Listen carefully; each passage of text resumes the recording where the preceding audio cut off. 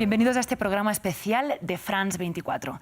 En la salud han sido uno de los protagonistas indiscutibles del año y les vamos a dedicar los próximos minutos. Mi nombre es Mar Romero y hablaremos de los llamados fármacos contra la obesidad o medicamentos adelgazantes que han revolucionado el mundo empresarial y el mundo científico. Empecemos por el principio, que es poniéndole nombre y apellidos a estos medicamentos. Les hablaremos de los dos principales. Primero están los de la farmacéutica estadounidense Eli Lilly. Mounjaro se comercializó primero para pacientes con diabetes y al ver que también provocaba pérdida de peso, muy recientemente se aprobó en algunos países una versión dedicada únicamente a adelgazar, Zepbound, pero ambos tienen el mismo componente activo, la tirzepatida.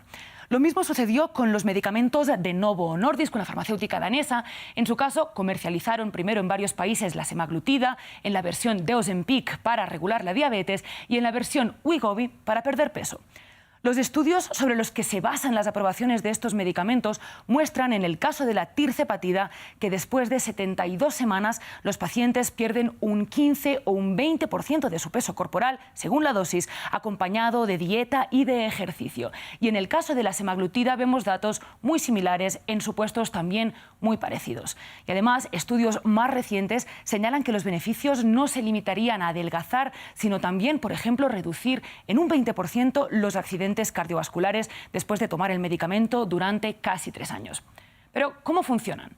Básicamente imitan una o dos hormonas del intestino, y en esto es que estos fármacos son innovadores y se diferencian de los que ya existían para adelgazar. La hormona esta de la que hablamos, GLP-1, ayuda a aumentar el nivel de insulina, bajar el nivel de azúcar en sangre, por eso empezaron siendo fármacos contra la diabetes, pero también inhiben el hambre y aumentan la sensación de saciedad.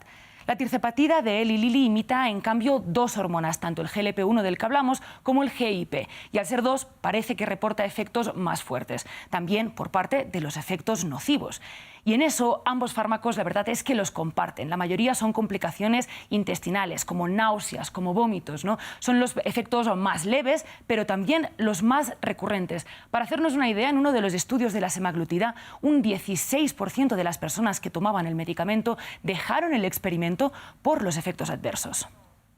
Y eso nos lleva a preguntarnos cómo se están consumiendo estos medicamentos. En principio son medicamentos que solo se pueden consumir con receta médica y gran parte de la comunidad científica los defiende como fármacos contra la obesidad que regulan ciertos niveles hormonales desequilibrados en algunos casos.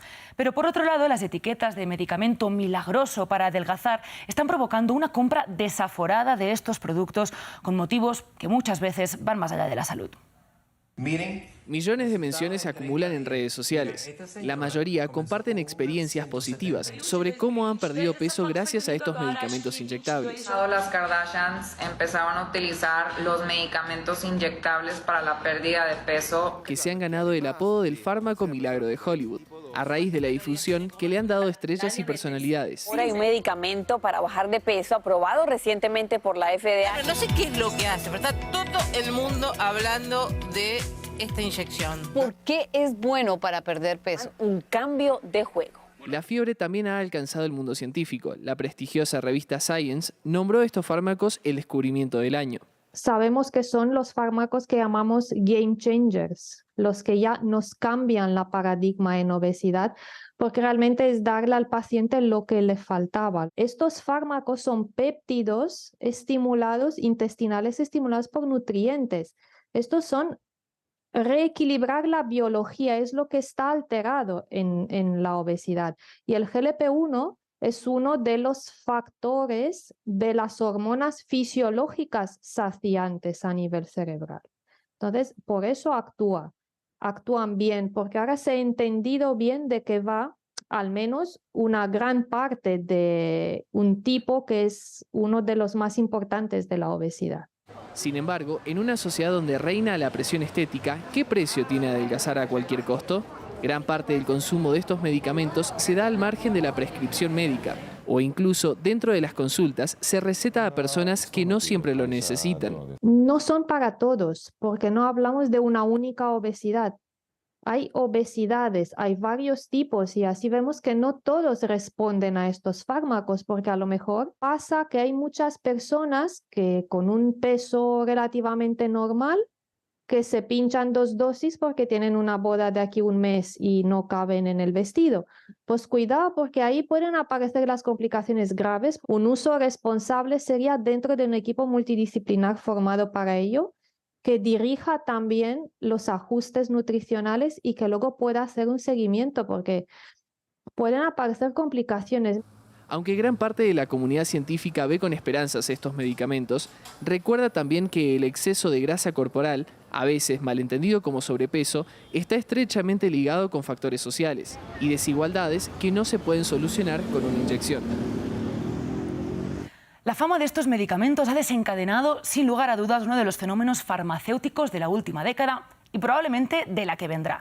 En el tercer trimestre de 2023, Novo Nordisk ingresó 8.400 millones de dólares en total, una cifra disparada por las ventas de Ozempic y de Wegovy. Y algo muy parecido sucedió con Eli Lilly, que vio ingresos también trimestrales de 9.500 millones de dólares, mucho más que en años anteriores. Este dinero no hace distinción entre personas que compraron con y sin receta médica para diabetes o para adelgazar, y de hecho en muchos países el furor para conseguir inyecciones adelgazantes hizo que pacientes diabéticos se quedaran sin sus tratamientos, y también ha puesto contra las cuerdas a las mismas farmacéuticas que tratan de solucionar desde hace meses estos problemas de abastecimientos. Buscamos entrevistar a Novo Nordisk, pero declinaron nuestra propuesta. Pero hay otra cara de la moneda y es la de las personas que reciben la recomendación de tomar estos medicamentos. Muchas veces los debates alrededor de los fármacos, el peso y la salud se dan sin la voz de los pacientes y los activismos gordos. Nosotros hablamos con Natalie Ortegón, fotógrafa y activista, de sus motivos para rechazar estos nuevos fármacos y su historia con las discriminaciones dentro de las propias consultas médicas. Natalie Ortegón lleva escuchando la misma letanía desde que era una niña. Ahí ya me decían que era gorda. Y desde que tiene memoria recuerda haber pasado por dietas, tratamientos y un sinfín de consultas médicas, con un objetivo: perder peso. O sea, digamos que desde siempre los médicos decían que yo era más pesada que el promedio, que yo estaba por encima de lo normal, como dicen los médicos. Y desde muy pequeña aprendí que eran calorías, carbohidratos, azúcares, proteínas y demás. Entre los 11 y los 12 años, su pediatra le recetó por primera vez un medicamento adelgazante, Reductil. Recuerdo hasta el color de la cápsula, que era amarillo con azul. Lo que hacía eso era inhibir el apetito, pero pues eso no tuvo ninguna consecuencia de pérdida de peso en mí, y por eso pues la dejé de tomar al tiempo. Pero precisamente porque no funcionó en la adolescencia, decidió, esta vez por voluntad propia, volver a medicarse.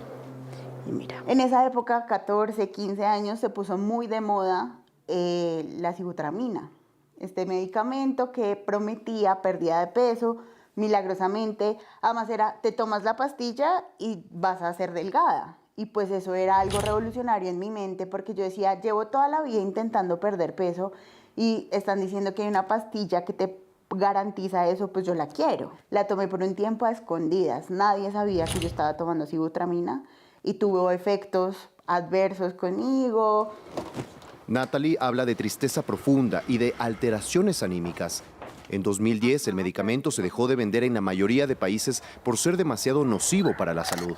Ahora son otros los medicamentos adelgazantes que han llamado a su puerta. Conozco, porque hago activismo por la diversidad corporal, y conozco que estos medicamentos no tienen un efecto real a largo plazo, que la pérdida de peso a largo plazo no se puede sostener en el tiempo, y que lo que hay que hacer son entender pues, qué son las cosas que tengo en mi cuerpo y razones por las cuales debo consumir medicamentos, pero no para perder peso, sino para arreglar otras afecciones. Sin embargo, su negativa suele ser mal recibida.